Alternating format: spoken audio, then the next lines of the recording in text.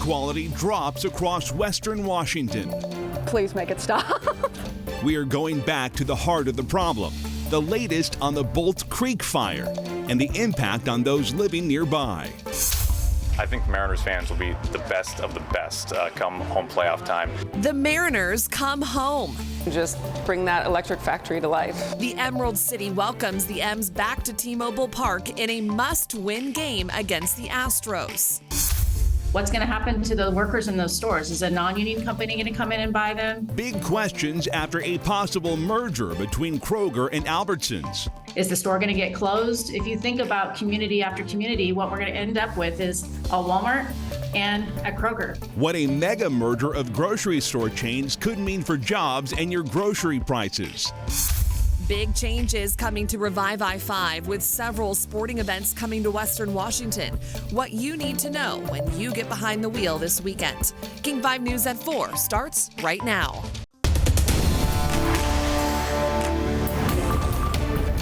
And we begin with some breaking news at 4 o'clock. Plans to expand a shelter in Seattle's Soto neighborhood near the Chinatown International District will not move forward. King County Executive Down Constantine says the county leased property will maintain the existing 270-person shelter. The expansion would have provided services for more than 400. This decision follows weeks of community protest, especially from the Chinatown International District over public safety and other concerns. We need help. This is our home. I'm ashamed, frustrated, angry about the seeming indifference. The shelter will continue to receive funding through the King County Regional Homelessness Authority. We're going to have much more on this developing story for you coming up at 5 o'clock right here on King 5. In less than 24 hours, the Mariners will take the field at home for the first time in their historic postseason run. Tomorrow's game is a must-win against the Astros. Taking a live look at T-Mobile Park, where preparations are fully underway, we have full team coverage on how the team is preparing and how Western Washington is celebrating the Mariners' return in just 3 minutes. First, we are tracking poor air quality across our area right now. An air quality alert is issued for most of this side of the Cascades for the weekend. This here is a look at the air quality right now. You see a lot of the orange and yellow on that map right now. That is indicating moderate and unhealthy for sensitive groups. And these conditions have a lot to do with those wildfires burning here in Western Washington. Thanks for choosing King 5. I'm Steve Solis. And I'm Madison Wade. We have team coverage for you tonight. We're going to check in with meteorologist Adam Claybon in about 60 seconds. But we start tonight with King 5's Eric Wilkinson. And Eric, Highway 2 is closed again tonight because of those falling trees. The flames are also really inhibiting that poor air quality too. That's right. That weekend-long air quality alert officially goes into effect an hour from now, but you can already feel the smoke in your eyes and in your throat, and it's not going to get any better for at least several more days. Smoke is covering Western Washington like a thick gray wool blanket, everywhere from the Cascades to the Olympics, if you can see them. It's all coming from the Chilliwack fire in Canada and the Bolt Creek fire near Index. That fire has been burning nonstop for more than a month. It's consumed 14,000 acres. The smoke is so thick, fire crews haven't been able to dump water on it, so the strategy is turned to building containment lines and allowing the fire to eventually burn itself out. Highway 2 is once again closed between mileposts 46 and 49 because of downed trees from the fire. And a fire weather watch is now in effect as well, meaning dry, windy conditions could help start new fires or enable current ones to spread. Kirby Cook with the National Weather Service says we should start getting used to this sort of weather. What we do know through modeling and a lot of the research is that, the warm season gets a little bit longer. And so, seeing those dry conditions that we normally see in September extending into October fits into, that paradigm. The air quality alert is in effect until 11 a.m. Monday, meaning people in sensitive groups should stay inside. So where should and where shouldn't you go if you want to avoid the smoke? We'll have that story coming up tonight at 5. For now, live in Linwood, Eric Wilkinson, King 5 News. Eric, thank you. We're going to check back in with you at 5 o'clock. We want to bring in meteorologist Adam Claybon now. So, Adam, this poor air quality is going to stick around through the weekend, even with those Mariners returning to town. It is. So we saw the wind starting to shift here throughout today, and thankfully, at least in some spots, we got a little bit of improvement from yesterday's air quality. But now, as we head into the evening and start to head into the weekend, that's when we start to notice more of that offshore flow really picking up. And that's what's creating some of those fire weather dangers that we have here across parts of western Washington. Plus, yes, the air quality alerts that we have here as well. So we have the fire weather dangers that are in place until 5 p.m. on Sunday. Now I'm going to pull up the smoke advisories or the air quality alerts that are in place here across the region, and that is across parts of western Washington until early Monday morning in some areas, and you can see that extends into about 2:15 in other spots. We'll talk about how much longer we'll have to deal with this and when we do start to see maybe a small chance of rain returning in the forecast coming up. Okay, Adam, if you do plan to head outside at all this weekend, you can keep up to date with our forecast and get the latest on the breaking news with our King 5 app. It is available for free in your phone's app store. Now, despite those conditions outside, the Mariners are getting ready to try to keep their postseason run going. Game 3 is a must-win after falling in games 1 and 2. Team officials say there's 45,000 rally towels for fans in the Electric Factory, along with other surprises ready for fans throughout the game. These fans are going to be hanging on every pitch. We saw during the watch parties that every strike got a cheer, every ball got a clap. So, we're just going to almost take our cues from this team, from those fans, and just bring that Electric Factory to life. The city is also ready to welcome the team back to T-Mobile Park. Just a few hours ago, M's announcer Rick Riz raised the Mariners flag on top of the Space Needle. Dan Wilson did this ahead of the wild card games.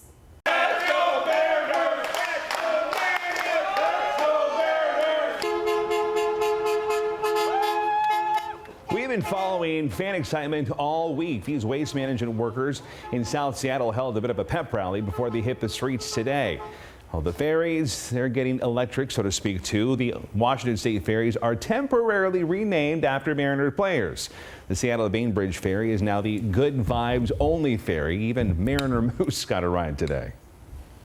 I think Mariners fans will be the best of the best come home playoff time. I can't imagine how loud it's going to be. I have a feeling that the seats will not be used very much.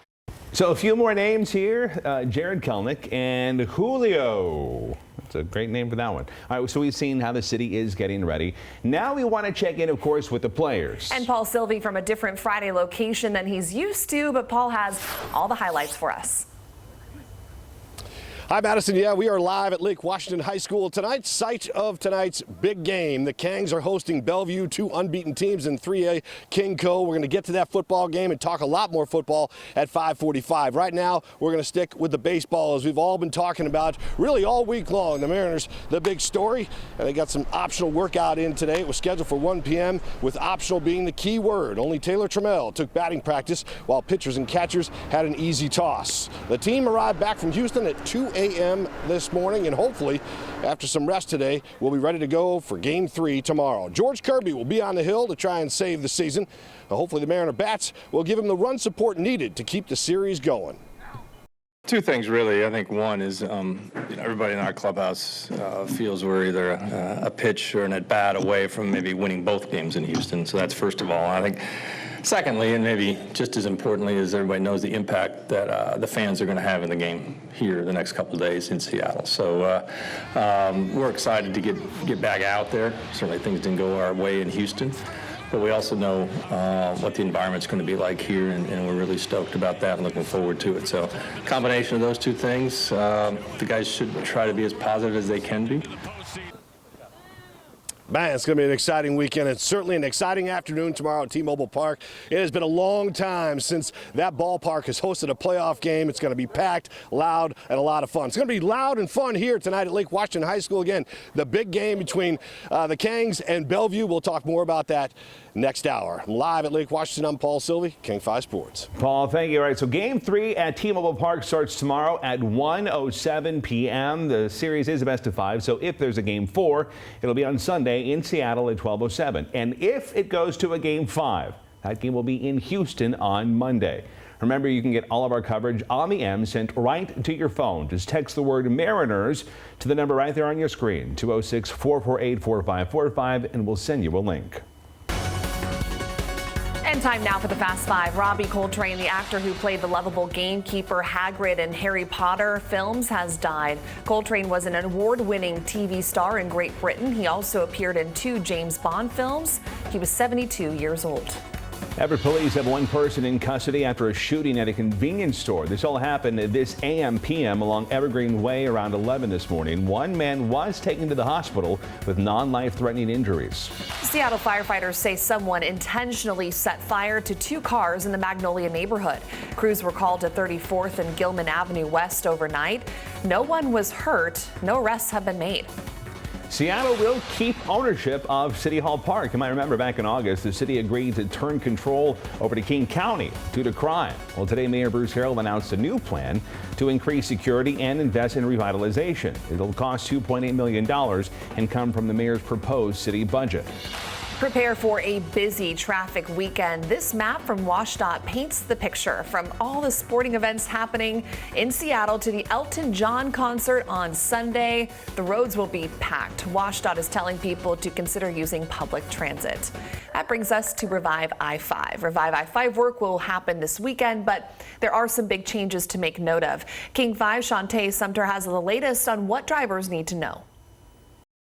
With so much happening this weekend, you will see delays in Seattle, but Revive I-5 won't add to it. Weeks before the Mariners sealed a spot in the playoffs with the Kraken and Huskies at home, this weekend WSDOT made plans to shift Revive I-5. All lanes on southbound I-5 will be open, but you won't be dealing with congestion like this. Instead, crews will close the southbound ramp to South Columbian Way, so out here near the West Seattle Bridge. The bulk of the Revive I-5 work will take place in Everett. That means Snohomish County, you guys need to prepare for delays. Starting at 8 o'clock tonight, I-5 northbound will be down to 2 lanes in this area just north of the Boeing Freeway between Lowell Road and Snohomish River. Crews will replace broken concrete panels. This is the first of 3 weekend closures in that area. WSDOT says Snohomish County drivers should plan for those delays throughout the weekend. How big of backups we see really depends on what people choose to do. If people try to do that regular thing, stay on I-5 all the way through, we're going to have more cars, we're going to see bigger backups. If people use alternative routes, the backups will be smaller. The 41st Street and Broadway off-ramps will also be closed during this closure. Consider using Highway 9 as a detour. Heading back down to Mercer Island, for those of you on the east side, westbound I-90 will be closing tonight as well between Island Crest Way and I-5 from 10:45 until 6 a.m. Saturday. Maintenance crews will be doing work inside the I-90 tunnel, so your options there are using 520 or heading out on 405 to I-5. Still ahead on King 5, preventing bullying as students get used to in-person learning again. And the play at the Seattle Theater hoping to teach students to support each other on the stage and also in the classroom. And the governor makes a stop in King County. Addressing homelessness is the priority tonight. We have the latest from Jay Inslee's visit. 2 grocery store chains could merge into form one retail giant. How combining Kroger and Albertsons could impact you at the checkout. We have a clarification about a story we first told you about last week. Last week, Pete Buttigieg visited the Northwest, announcing a grant program aimed at helping tribal and local governments remove and repair culverts and improve fish passages. Now, the goal is to remove clogged or broken culverts that prevent salmon and other fish from passing. Senator Patty Murray attended the event in Maple Valley and voiced her support for the grant program. We inadvertently reported that Murray also supports the removal of Snake River dams in Washington state. The Murray campaign tells King 5 that is not the case.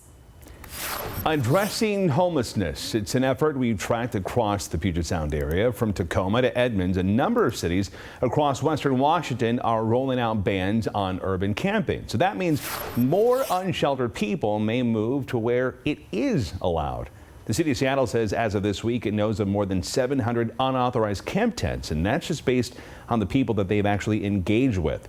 Today, Governor Inslee was in Seattle to tour shelters helping with homelessness. So, is there any help coming from the state? We sent King 5's Erica Zucco to find out. Erica.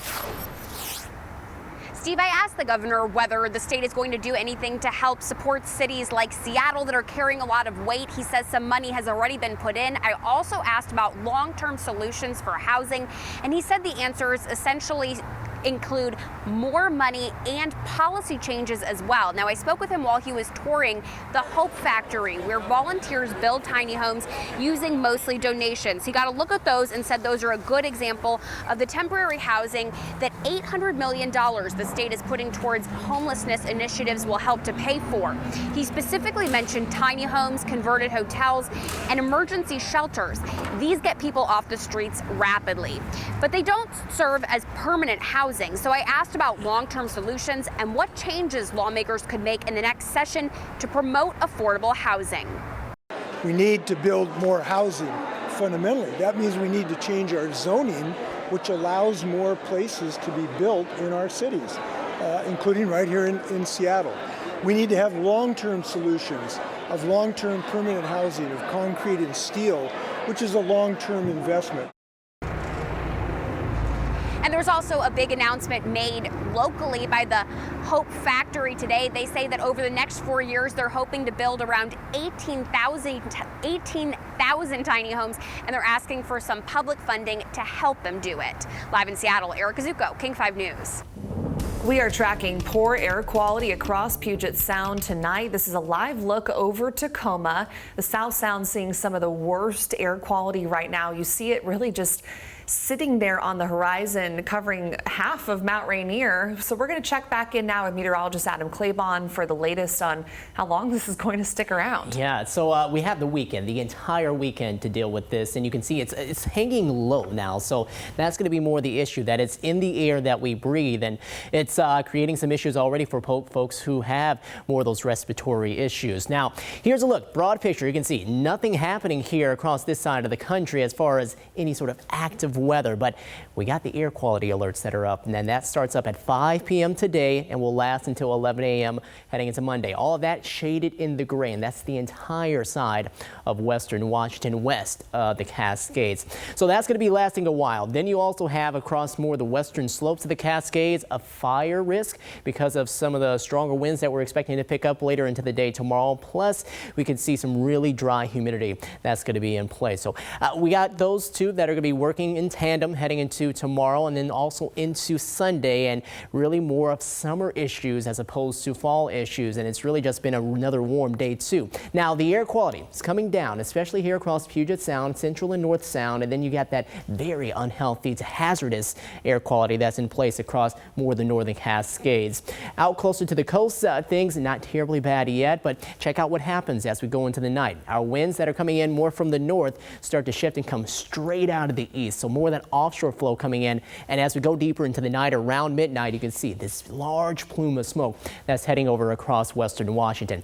That's going to last into early tomorrow morning, so that will really start to decrease our air quality, and we'll keep that around for a lot of the day too. Maybe even some spots farther north getting in another plume heading on into tomorrow afternoon, tomorrow evening. So air quality tomorrow expected to be unhealthy for sensitive groups for most of the day. Now again, this could vary from time to time into Saturday, so it could go even worse than that as we go into tomorrow. Meaning, if you're going to be out for the Mariners game, if you're one of those who are a little more susceptible to the air quality, keep that in mind. Mostly sunny skies, but more of that smoke haze and a very warm day. Highs in the mid to upper 70s. Here's Olympia right now. You can see some of that haze that's showing up in the sky, as well as all the sun that we have. A little bit of a view of Mount Rainier, but not much of one. 71 west winds coming in at 7 miles per hour. Temperatures in the low to mid 70s. We're sitting at 76 in Shelton, mid 60s in Bellingham. So that abnormally warm air mass that's in place, it's still going to be around, and it gets even hotter. Now, I wanted to zoom over this way because what goes up must come down. Here across the Midwest and the upper Great Lakes, they're dealing with snow. They had reports of snow even accumulating on the ground over there. And that's because of this big, broad, strong area of high pressure that's keeping things warm over here, but causing all of that active weather in the cold air to go across that side of the country. For us tonight, clear skies, a few passing clouds. We'll expect to see fewer of them as we head on into tomorrow afternoon. Here's your 7-day forecast. Tomorrow, 79, 80s. Probably likely heading into Sunday with more of the smoke haze around. We'll cool back down but stay above normal with low 70s Monday through next Thursday, and even a small chance of rain possible next Friday. Well, thank you, Adam. Thank you. New at 4, some Mukilteo students got an important lesson about kindness today. That's so true. Members of the Seattle's Taproot Theater presented a play designed to help students recognize, report, and stop bullying. I wouldn't want to stand in someone's spot if it's theirs. I want to make a great first impression since it's my first day. Oh, I remember remember my first day. I was new last year. Don't worry if it takes a little bit of time to make friends. Ugh, it felt like it took me forever. Entry's principal says the play helped reinforce lessons students have been learning in the classroom. Kids that learn in lots of different ways, and some of the lessons we do really hit home for the kids, and for some kids it really helps to get more media, more things presented in a different way. With virtual and in-person performances, Taproot Theater's bullying prevention plays reach actually about 100,000 students every year. Coming up, changes at the checkout, how a merger between two grocery chains could impact the next time you go shopping. But first, up-to-the-minute information on a mass shooting in North Carolina. 5 people are dead, but we know about the suspect next. 5 people are dead following a mass shooting in Raleigh, North Carolina. One of the victims was an off-duty police officer on his way to work. Officials say the suspect is a 15-year-old male. Ivan Rodriguez reports on the latest with the investigation and what we are learning about the other victims. Thursday evening, an active shooting situation on the streets of the Hedingham neighborhood in eastern Raleigh, prompting warnings for residents to stay inside. You pray that something like this will never happen here. It did. The Raleigh Police Department says the crime scene extended over 2 miles throughout neighborhood streets and a nearby greenway, ending in a standoff where the suspected 15-year-old shooter was critically injured. During the ongoing investigation, a source with knowledge of the investigation telling CNN a handgun and long gun were recovered. Chief of Police Estella Patterson says they still have more questions than answers. My heart is heavy because we don't have answers as to why this tragedy occurred. The department identified the 5 victims Friday, their ages ranging from 16 to 52. One of the victims identified as 49-year-old Sue Carnitz, her husband saying in a statement she was a very loving wife and loving mother to 3 boys aged 10, 13, 14. We will miss her greatly. The chief says Officer Gabriel Torres was on his way to work when he was killed. 2 others were also injured, including a Raleigh K-9 officer. The violence in Raleigh forcing yet another community to feel the pain following a mass shooting. I have to consider that there's really no perfect place, and this is close as I have seen, but I'm not sure if I want to stay. Ivan Rodriguez, King 5 News. Still ahead on King 5, the Mariners are going to suit up to keep their playoff hopes alive tomorrow. Game 3 against the Astros is a must-win. We're going to sit down with Katie Griggs, the president of business operations for the Mariners, ahead of the game. Plus, a grocery merger may have an impact on jobs and prices here in our state. We're going to dig into those impacts in 2 minutes. Where did Schreier-Biden spending go? To projects like luxury resorts. Really? I'm Steve Bunin. We've gotten a slew of emails from you about this. Coming up, we'll verify if an attack ad against Kim Schreier is fair.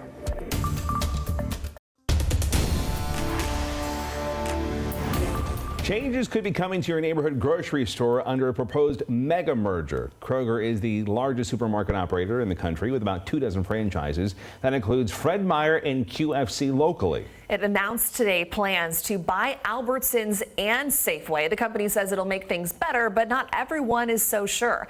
King 5's Drew Mickelson is live now to explain. Drew. Oh, Madison and Steve, you know, the folks that we spoke with today said that this is by no means a done deal. There's a deal that's been reached, but it's not a done deal. Investors and federal regulators still need to sign off on it, but just talk of this big deal has the unions that represent thousands of grocery workers worried this afternoon. Kroger currently owns almost 3,000 grocery stores around the country. In Washington, the stores are mostly the Fred Meyers and QFCs. This deal would add another 2,000 stores, Albertsons and Safeways across the state. Kroger CEO Rodney McMullen says the move would make neighborhood grocery stores more competitive against Amazon and Walmart, saying the merger, quote, accelerates our position as a more compelling alternative to larger and non-union competitors.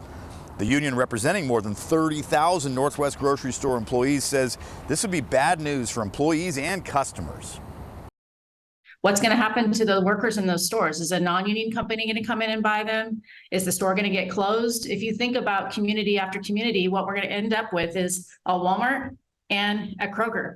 How is that adding diversity to people's shopping options? So we're very concerned about it. Kroger has said that this move likely would result in several hundred stores being closed, and that's really what the unions are concerned about. Getting through all the red tape involving a major acquisition like this will take time. The Kroger CEO says best case, all of these stores will be under one company in 2024. Live in Olympia, Drew Mickelson, King 5 News. Hi, Drew. Thank you. So this may not be the only stress, though, at checkout. Inflation means American consumers are still feeling the brunt of high prices. That's everything from food to gas. Isabel Rosales is in D.C. to break it all down. So let's narrow in now at the grocery store. When it comes to food, the Food at Home Index confirms grocery prices are up 13% over last year. Contributing factors include producers paying more for labor and materials, also extreme weather like droughts and flooding. Now at the pump, the average gallon of gas is $5.31 tonight. It was $4.64 just a month ago. Poor air quality may impact your weekend plans. This is a live look at both Seattle and Tacoma right now. Parts of Western Washington are experiencing air that is, quote, unhealthy for sensitive groups. So let's return now to meteorologist Adam Claybon. Adam, what is this air quality going to look like throughout the weekend? It's going to stay with us and get worse, too, for Saturday and Sunday. Now, we are going to notice at times that there is going to be a let up. But that's mainly just because we were going to see one plume of smoke move through and then another one come in afterwards. So here's our satellite and radar picture. It looks relatively quiet, but we do have the air quality alerts that are in place, along with the fire weather dangers that are in place too across the western slopes of the Cascades. Now, how all of this is coming together is we're going to see more of this easterly flow. For today, it's been more northerly, so that's kept some spots actually relatively good when it comes to air quality, but others, especially across the northern Cascades, hazardous air quality currently in place. Parts of King County were unhealthy for sensitive groups and noticing two worst conditions up across the mountains. Now shoreline, you can see all the smoke haze that is in place. We also have some high thin clouds that are in place too to go along with that. Noticing as we head into this evening that plume starts to come on in. Now the thickest will come in overnight and into early tomorrow morning. That will be the first wave that starts to head through, and then we'll see another one start to surge up, and most of that might be a little farther north along the Skagit and Whatcom County line. For tonight, other than the smoke haze, it's going to be kind of chilly. Temperatures dropping down under the clear skies, down in the upper 40s to low 50s before really heating up over the weekend. We're going to show you those numbers coming up. Our Verify team has gotten a lot of emails from you asking if a claim in an attack ad targeting Democratic Representative Kim Schrier is true. Yeah, Schrier represents Congressional District 8, which covers parts of Snohomish, King, Pierce, Chelan, and Kittitas counties. She's currently running for re-election against Republican candidate Matt Larkin. Now, the commercial claims spending by Schrier and President Biden is funding luxury resorts. King 5 Steve Bunin found that context is key. More than 15 viewers emailed King 5's Verify team about an attack ad against Democratic Representative Kim Schrier. Kim Schrier never met a spending bill she didn't like. After all, she's voted with Joe Biden 100% of the time on his reckless spending. Spending by President Biden and Schrier is funding projects like luxury resorts. Where did Schrier-Biden spending go? To projects like luxury resorts. Really? We decided to verify. Here are our sources. The American Rescue Plan, Broward County in Florida, and our King 5 political experts, former Democratic Washington Governor Gary Locke and former Republican Washington Attorney General Rob McKenna.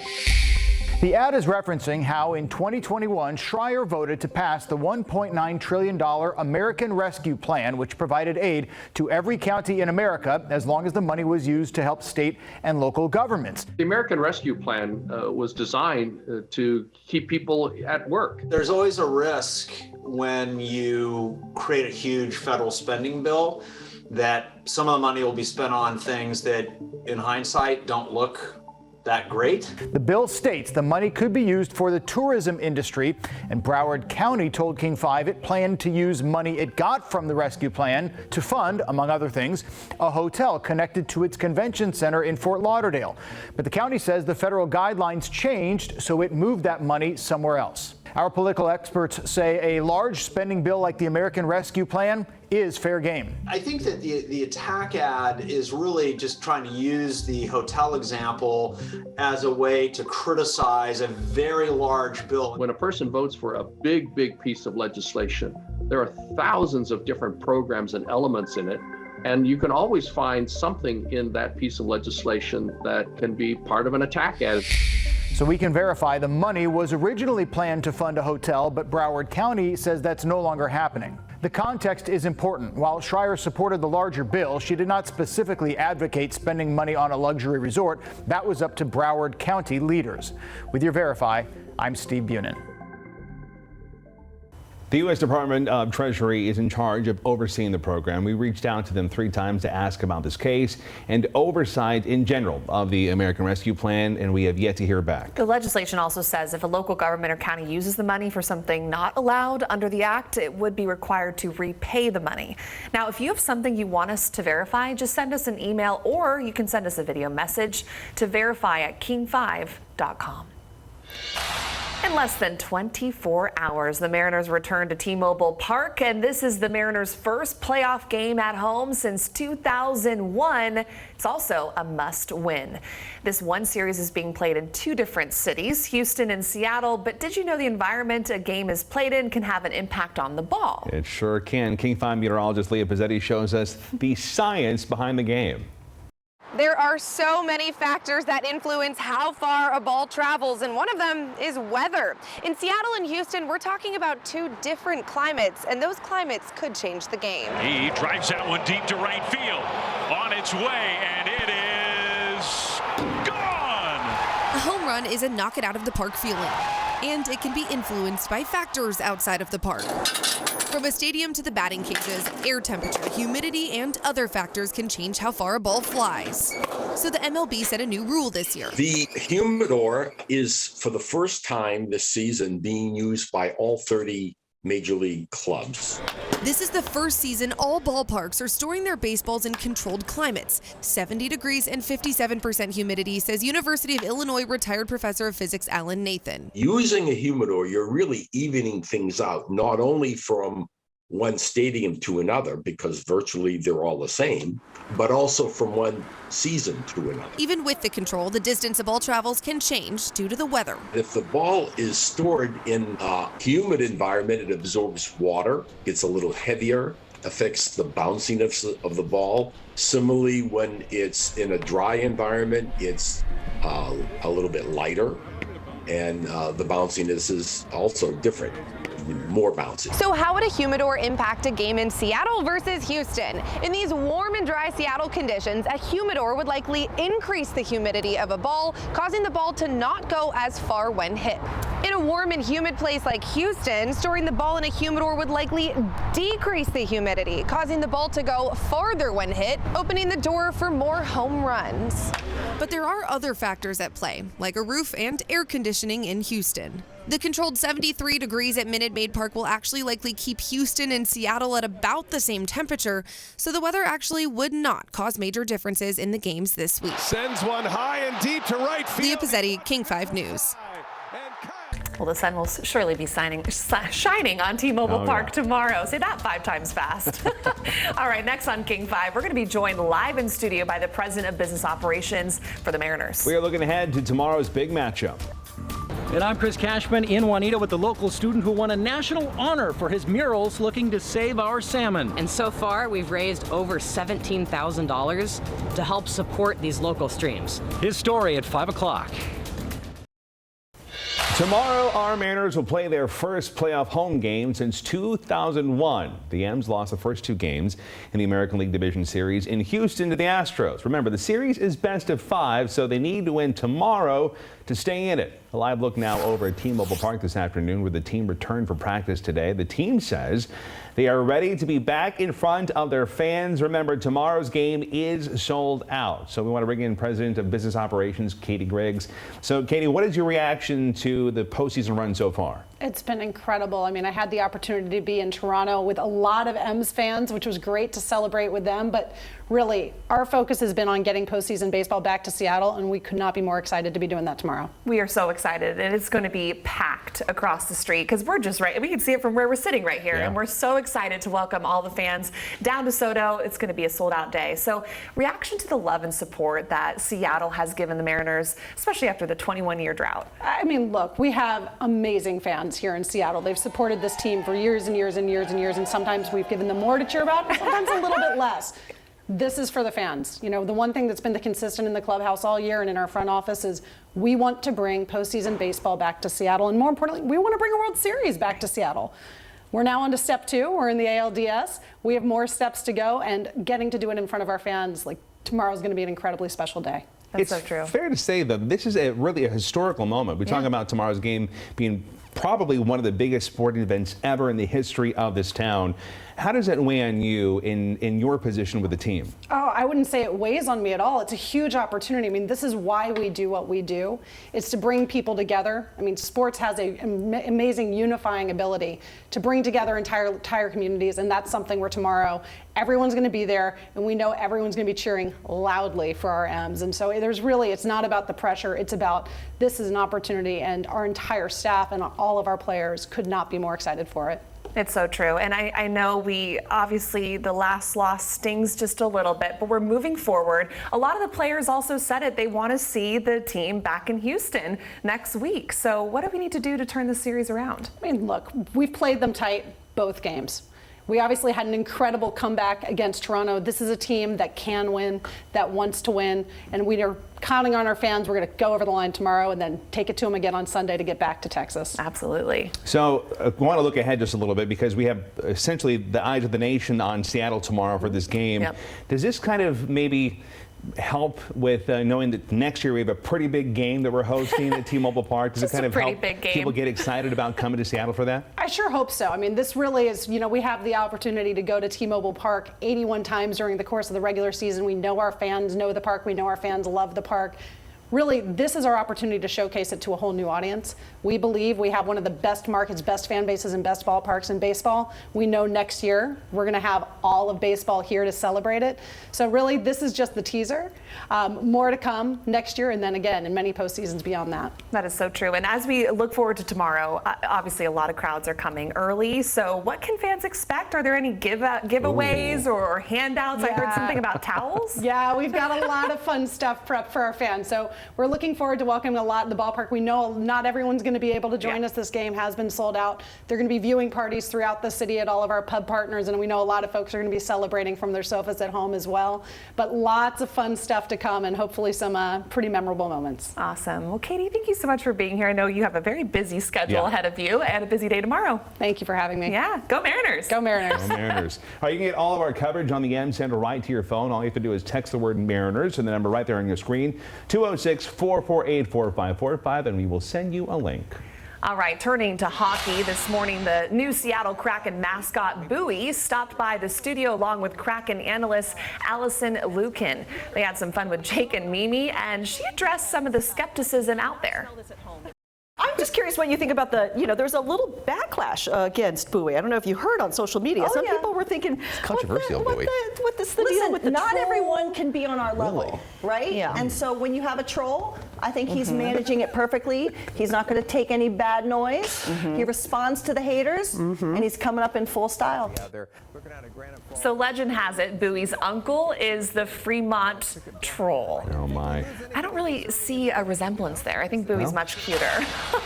All right, the Kraken are heading back to Seattle for their home opener tomorrow night against the Vegas Golden Knights. It was a great last night in LA. The team scored 3 power play goals against the Kings, won 4-1. Puck drops at Climate Pledge Arena at 7 o'clock tomorrow. A lot of sporting events happening across our area this weekend. Problem, though, is that air quality, right, Adam? I know, we do have to deal with that. Now, thankfully, the Kraken, they're indoors, so not much issue when you're going out to that game. But, yeah, if you're going to be outdoors for the Mariners game and also for the Seahawks game, we both have to deal with, yes, the air quality. That is expected to be poor. Now, temperatures are going to climb from the mid to upper 70s during the course of this game. I know, it's a very warm game for October. Well, it's baseball weather still, so we're going to see plenty of sunshine, but the smoke haze, yeah, that's going to be the huge issue tomorrow. Now, today we made it up into the 70s again, and that puts us up alone in the top spot for the most days at 70 degrees or higher for the month of October out at SeaTac Airport. And again, with tomorrow's forecast, we're going to put that up to 10. Sunday, we're probably going to add another day on to that too, and then we'll see how many more later on into next week. Things quiet here across western Washington, but we do have the air quality alerts that start up at 5, so that's within a few minutes now, and that will will last until 11 a.m. Monday, where all the areas you see shaded in the gray west of the Cascades. Then we have a red flag warning out. Areas shaded in the pink. That starts up tomorrow morning at 11 a.m. until 5 p.m. We have a red flag warning, meaning that there's going to be an increased danger for some of those fires if we do see anything really spark up, for that to spread quickly with the low relative humidities, plus some stronger winds that are expected to pick up. Air qualities right now looking unhealthy for sensitive groups. With the orange there, you're seeing red amounts getting closer to more unhealthy values as you go farther east along I-90 and heading up into the foothills, and then the hazardous conditions that are in place there across the northern Cascades. So we are seeing impacts, but they get worse heading into the day tomorrow because we'll see that offshore flow begin to pick up. Here we are this evening, 8 to 9 o'clock. We're seeing this large plume of smoke starting to head its way farther east across the state, and it comes in during the overnight hours. So thankfully, while many of us are at home and asleep, but we are going to see that move through during the earlier half of the day. So if you are out earlier, make sure to keep that in mind and don't really overexert yourself at all. And that won't be the only plume. You can see another one comes off as we go deeper on into the day and tomorrow evening, and that's going to be farther north, more into Skagit and Whatcom counties, but still farther south. We're going to have to deal with the smoke quality, or the smoke really affecting air quality as well. So there you can see all the gray shaded areas. That's where we have the air quality alerts, and that includes even areas farther east going across the state, Okanagan, Chelan, and Okanagan, going into Douglas counties there through the weekend. So right now you can see the skies very hazy with the smoke. Right now in Granite Falls, looking at Mount Pilchuck off into the distance, and then farther east across the state. A lot of smoke haze there in Winthrop right now. Here in Seattle, we actually have some skies beginning to clear out. A little bit of an improvement for the time being. 71, plenty of sunshine. It's a warm one if you're heading out this evening. Just make sure that you are grabbing something warm, because it is going to cool down quickly once we see the sun set. Temperatures low to mid 70s across Puget Sound. Farther off towards the west, we got cooler numbers up around Forks at 59, and then warmer numbers around Hoquiam at 71, 60s across parts of northern interior. So some high thin clouds are passing on by. Those are not going to be quite as present this weekend, because we'll have this really big area of high pressure start to dominate and strengthen even more, keeping all that active weather away from us. So tonight you'll see those start to head their way farther south. We'll go into the day tomorrow, plenty of sunshine, and again, more of the same to come heading on into Sunday. Lows tonight drop down between the upper 40s, and then more likely we're going to see low to mid 50s. Highs tomorrow, 77 in Mount Vernon, Arlington topping off at 78. Parts of Central Sound, upper 70s and low 80s. Issaquah up to 82. Monroe at 80 degrees, 78 in Paulsville, and seeing highs around the mid to upper 70s and a few low 80s too in Puyallup, Enumclaw, and in Belfair. Here's your 7-day forecast. Pretty warm on the front end of it, and then still warm, but not quite as warm Monday through Thursday. And then, some chances of rain starting to pop up on the forecast next Friday. Adam, thank you. We'd like to invite you to watch a debate tomorrow featuring the state Senate race in the 26th district, which stretches from Gig Harbor to Bellingham. Democrat Emily Randall is running for re-election. Republican Jesse Young is the challenger there and currently serves in the state house from the same district. Tomorrow they will square off in a debate in Bremerton at the Norm Dix Government Center. The debate is hosted by the League of Women Voters, the group Braver Angels, and the Washington State Debate Coalition. You can see that debate starting at 3 o'clock at king5.com and at King 5 Plus. And next on King 5, the January 6th committee investigating the insurrection at the Capitol meets for a final time before midterms. The highlights from yesterday's meeting, plus we are tracking the latest on that Bolt Creek fire throughout the evening and its impacts. Another live report coming up at 5 o'clock. King 5 News at 4 is back in 2 minutes.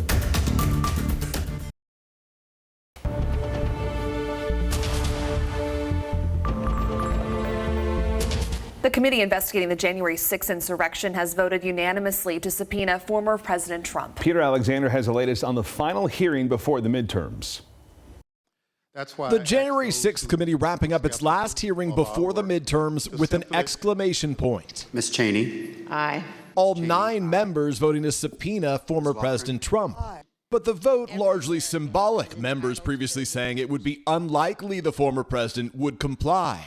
Mr. Trump responding on his social media site, writing, "Why didn't the unselect committee ask me to testify months ago? Because the committee is a total bust that has only served to further divide our country." In what amounted to its closing argument, they're putting on their tear gas masks. the committee played dramatic new footage of congressional leaders from both parties huddling in a secure location. It was just horrendous, and all at the instigation of the President of the United States. As lawmakers exited the chamber in gas masks, the leaders urgently called governors and top Trump officials for help. Yeah, why don't you get the president to tell them to leave the Capitol, Mr. Attorney General? I'm going to call up the effing Secretary of DOD. Overnight, CNN airing additional footage, including Speaker Nancy Pelosi reacting to the news that Mr. Trump was considering going to the Capitol himself. I would come, I'm going to punch him out. This is my mom. I would pay to see that. I'm waiting for this, for trespassing on the Capitol grounds. I want to punch him out, and I'm going to go to jail, and I'm going to be happy. It was a bipartisan group. Republican leader Mitch McConnell also shown, asking the acting Secretary of Defense for help. They're in one hell of a hurry, you understand? Got you loud and clear, leader. The committee now preparing to issue a final report after the midterms. Our nation cannot only punish the foot soldiers who stormed our Capitol. Those who planned to overturn our election and brought us to the point of violence must also be accountable. Without accountability, it all becomes normal and it will recur. The time now is coming up on 4:59. And King 5 News at 5 starts right now.